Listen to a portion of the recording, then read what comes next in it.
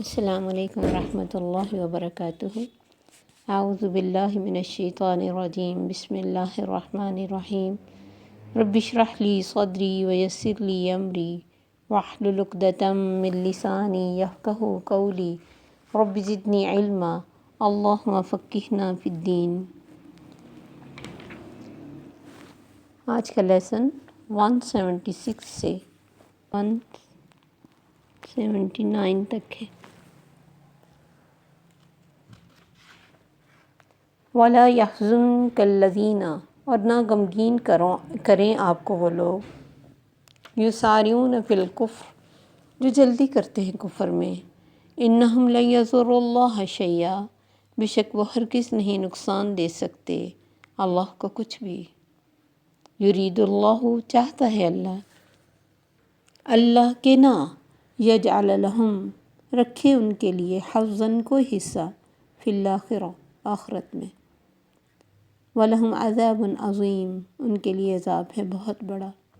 إِنَّ الَّذِينَ اشْتَرَوُا الْكُفْرَ بِالْإِيمَانِ، بے شک جنہوں نے خریدا کفر کو ایمان کے بدلے میں، لَن يَضُرُّوا اللَّهَ شَيْئًا، ہرگز نہیں نقصان دے سکتے اللہ کو کچھ بھی، وَلَهُمْ عَذَابٌ أَلِيمٌ، ان کے لیے عذاب ہے دردناک۔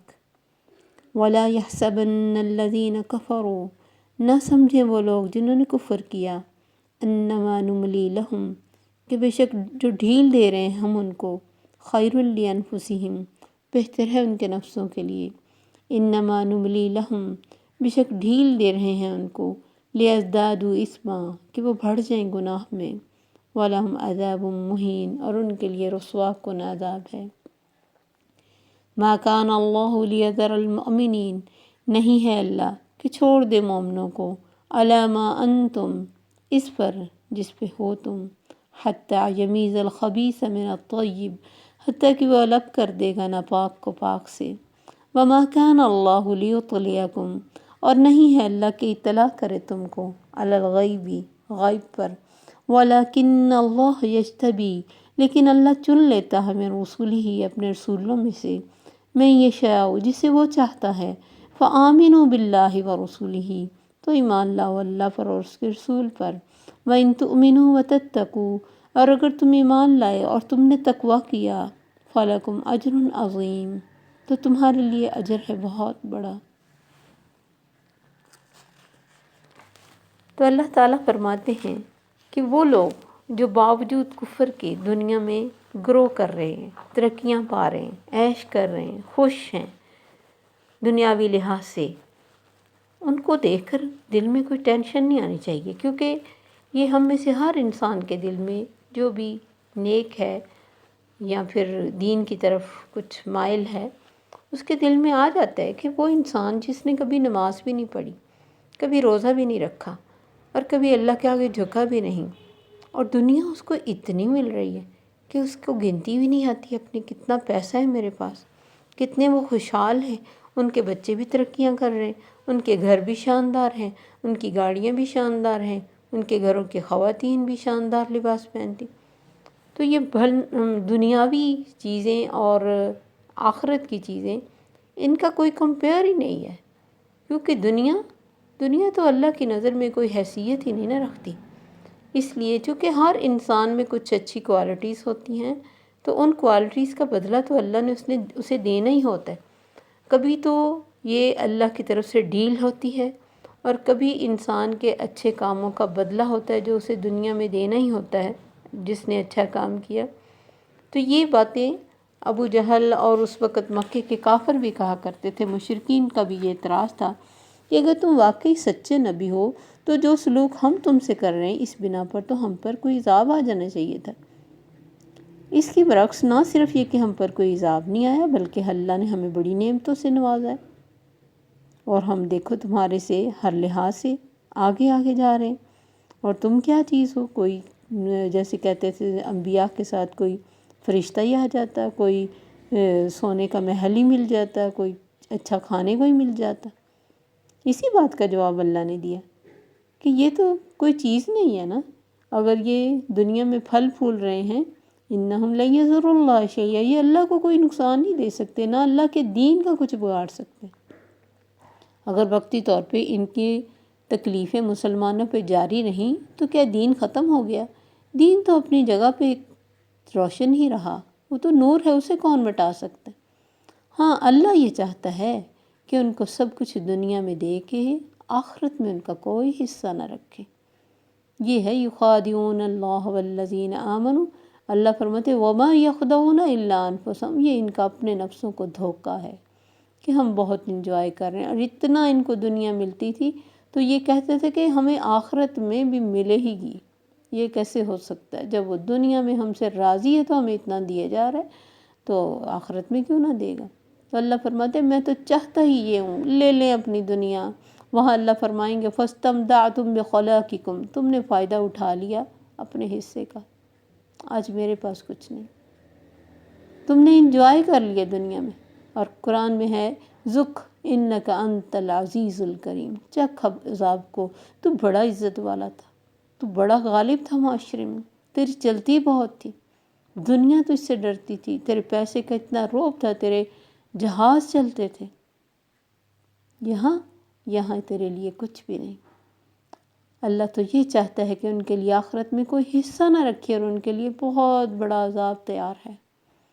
ان الذین اشتروا الکفر بالایمان، جنہوں نے ایمان کے بدلے کفر کو ترجیح دی، کفر کو خرید لیا، کفر کو پسند کیا، کفر میں رہے، کفر کو کبھی برا نہیں سمجھا، ایمان کو گھٹیا چیز سمجھا، لن یضروا اللہ شیئا، ہرگز نہیں اللہ کو کوئی نقصان دے سکتے۔ میں حدیث کئی دفعہ بتا چکی کہ اللہ کا فرمان ہے کہ اگر تم میں سے ہر شخص ایک بدترین انسان جیسا بن جائے، دنیا کا ہر انسان اول سے لے کے آخر تک، میری خدائی میں کوئی فرق نہیں پڑتا۔ اللہ الصمد، وہ بے نیاز ہے ان چیزوں سے، کوئی اس کا کیا بگاڑ سکتا ہے؟ تو اللہ فرماتے یہ جو ڈھیل میں نے ان کو دی، اور یہ جو انہوں نے خریدا ہے کفر کو ایمان کے بدلے میں، ان کا نقصان ہے، میرا نقصان نہیں۔ وَلَهُمْ عَذَابٌ أَلِيمٌ، اوپر عذاب عظیم، اور یہاں عذاب علیم، دکھ دینے والا۔ سارے سکھ بھول جائیں گے، ایک چکر جب دوزخ کا لگے گا، جب بہت سارے دوزخی جب ایک چکر لگے گا تو کہیں گے ہم نے دنیا میں کبھی کوئی سکھ دیکھا ہی نہیں۔ وَلَا يَحْسَبَنَّ الَّذِينَ كَفَرُوا أَنَّمَا نُمْلِي لَهُمْ خَيْرًا لِأَنفُسِهِمْ، میرے نبی یہ نہ سمجھو جو کافروں کو میں نے ڈھیل دی ہوئی ہے، جو دنیا میں ان کو پھلنے پھولنے کا موقع دیا ہوا ہے، یہ کوئی ان کے لیے اچھا ہے؟ نہیں، کوئی اچھا نہیں۔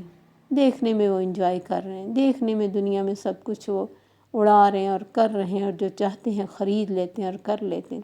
انسان کو خرید لیں یا دنیا کو خرید لیں، کوئی فرق نہیں پڑتا، یہ ڈھیل ان کے لیے اچھی نہیں ہے۔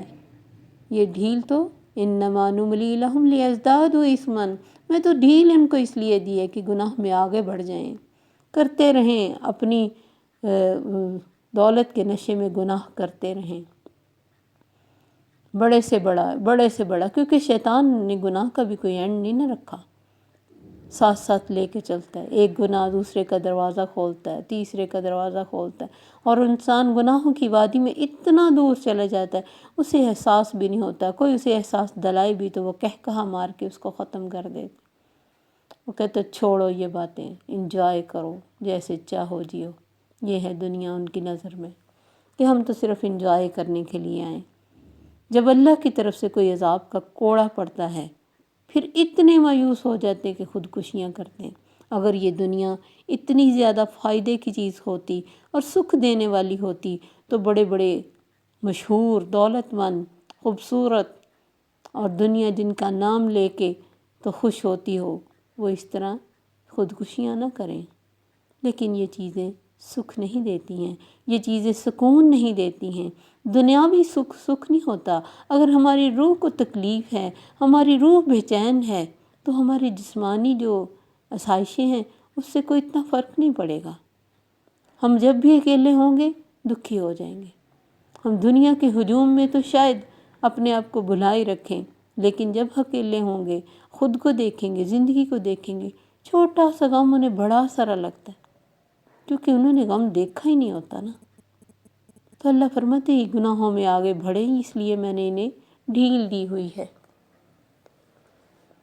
یہ حدیث بھی ہے کہ جب تم کسی کو باوجود گناہوں کے بڑھتے ہوئے دیکھو دنیا کے معاملات میں، دنیا کی آسائشوں میں، تو سمجھ لو یہ اللہ کی طرف سے ڈھیل ہے۔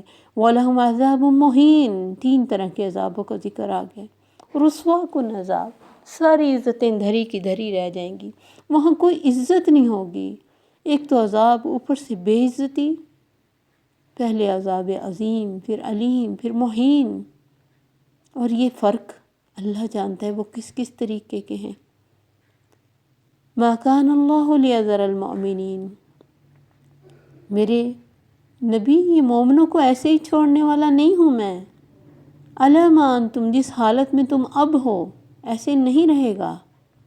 یہ تو وقتی ہے سارا مسئلہ۔ اگر کہیں تھوڑی شکست مل جاتی ہے، مسلمانوں کی ابھی اتنی سے نہیں ہے، معاشرے میں ابھی بہت تکلیف دہ صورتحال پیدا ہو جاتی ہے، دشمن ہر طریقے سے تنگ کرنے کی کوشش کرتے ہیں، نہیں یہ ایسے نہیں چھوڑ دوں گا میں۔ کوئی مومن ہو کہ تو دیکھے، وقتی طور پہ اگر اسے مارے میں پڑتی ہیں تو اگر وہ سچا مومن ہے تو اللہ دنیا کو دکھا دیتا ہے۔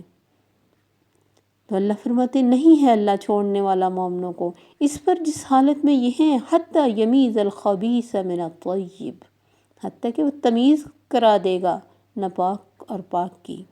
نظر آ جائیں گے ناپاک لوگ کون ہیں، برے کون ہیں، ان کے کمزوری، ان کی منافقت کا ہر ایک کو پتہ لگ جائے گا۔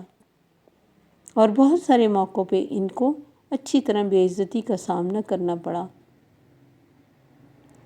اسی طرح اللہ یہ مشکلیں بھی اسی لیے ڈالتا تھا، جیسے اینڈ ٹائم پہ وہ اپنے لوگوں کو لے کے سائڈ پہ ہو جاتا تو نظر آ جاتا تھا کہ یہ صحیح مسلمان نہیں ہے۔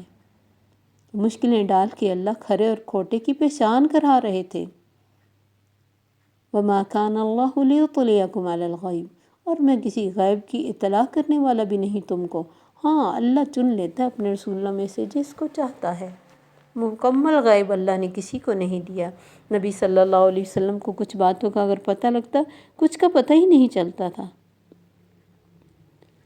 کیونکہ یہ بات اللہ کے دستور کے خلاف ہے کہ وہ سارا ہی غیب کسی کو دے دے۔ اگر غیب نہ رہے، ہم سب کو ہر چیز کا پتہ لگ جائے، ہماری تو زندگی مشکل ہو جائے۔ آپ سوچیں کسی کو اگر یہ پتہ لگ جائے کہ میرے بچے کی یا میرے خاوند کی یا میری اپنی زندگی اتنی مہینوں یا سال تک ختم ہو رہی ہے، ہمارا زندگی کا انجوائے کرنے کا موقع ہی ختم ہو جائے۔ کوئی بیماری ہماری طرف آ رہی ہے، کوئی تکلیف آ رہی ہے، کوئی ٹینشن آ رہی ہے، اس کا ہمیں پہلے ہی پتہ لگ جائے، تو جو دن ہم سکون سے گزار کے سو جاتے ہیں ہم سو نہ پائیں۔ اور اگر یہ چیزیں جو اللہ نے گلیکسی میں رکھی ہیں، ہر وقت کچھ نہ کچھ چیزیں بڑی بڑی زمین پہ گرتی، سمندروں میں گرتی، اگر ہمیں وہ نظر آنے لگ جائیں، ہم تو سکون سے بیٹھ بھی نہ سکیں۔ ایمان بالغیب بہت اچھی چیز ہے، اور غیب ہونا تو بہت ہی اچھا ہے، اور امتحان بھی انسان کا غیب میں ہی ہے کہ اسے یقین ہے کہ نہیں۔ غیب نہ رہے تو پھر ایمان کیسا؟ جس قدر غیب کی اطلاع انسان کو ضرورت تھی، اللہ نے انبیاء کو مطلع کیا۔ مثلا یہ کہ قیامت آنے والی ہے، لیکن اس کا دن اور ٹائم نہیں بتایا۔ نیک لوگ جنت میں اور بد کردار دوزخ میں جائیں گے، لیکن ان کے نام نہیں بتائے کہ فلاں شخص منافق ہے اور فلاں شخص ایسے۔ نبی صلی اللہ علیہ وسلم کے دور میں ایک آدھ واقعہ ایسا ملتا ہے جبکہ اللہ نے اپنے پیغمبر کو شدید ضرورت کے تحت چند منافقوں کے نام بتائے۔ غزوہ تبوک سے واپسی پر سفر کے دوران 14 یا 15 منافقوں نے ایک سازش تیار کی تھی کہ رات کو سفر کے دوران گھاٹی میں سے گزرتے ہوئے نبی صلی اللہ علیہ وسلم کو سواری سے گرا کر گھاٹی میں پھینک کے ختم کر دیں گے۔ اس وقت سیدنا حذیفہ بن یمان آپ کی سواری کو پیچھے سے چلا رہے تھے۔ اللہ تعالیٰ نے وحی کے ذریعے آپ کو منافقوں کی سازش سے مطلع کیا اور ان منافقوں کے نام بھی بتائے جو آپ نے سیدنا حذیفہ کو بتائے، لیکن تاکید کی کہ یہ نام کسی کو نہ بتانا، اور سیدنا حذیفہ کو اسی لیے رازدار رسول کہا جاتا ہے۔ اور اللہ کا حکم ہے کہ یعقوب علیہ السلام کو جب یوسف علیہ السلام کنویں میں تھے کوئی پتہ نہیں تھا، مصر کی جیل میں تھے کوئی پتہ نہیں تھا، 40 سال ان کو یاد کر کے روتے رہے، لیکن جو ہی ان کی قمیص لے کے مصر سے ان کے بھائی چلے تو آپ کو خوشبو پہنچ گئی۔ تو یہ اللہ کا کام ہے، کب وہ کیا بتا دیتا ہے۔ اس لیے اللہ نے فرمایا میں اپنے غیب کی اطلاع تم کو پوری طرح نہیں دیتا، لیکن جسے بھی چنتا ہوں اپنے رسولوں میں سے اسے جتنا چاہوں بتا دیتا ہوں۔